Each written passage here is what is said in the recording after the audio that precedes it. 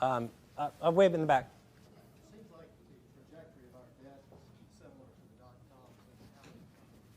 Is there a point there where you go, it's the point of no return, sort of do this? Well, I think the point at which the degree to which we can tax our population is eclipsed by the amount of our interest on our debt. Basically, makes us a Ponzi scheme of some sort, and I think that's the point. I think it's very hard to pick that spot. There's a long, long history.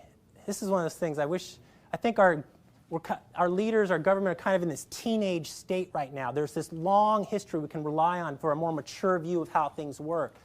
And I think there's a long history of governments lasting a whole lot longer than they should. And, a lot that we'd rather not have happen. Certainly all the dictators seem to get it done. So I think, it's difficult to time that very precisely.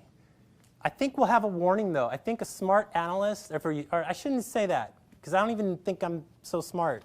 I was definitely 50th percentile here at Vanderbilt, no higher. I think if you just pay attention, you'll get a warning sign.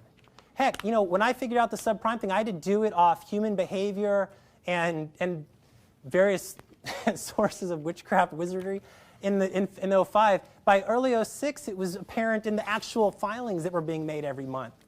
And you just had to look at that, and it was really easy.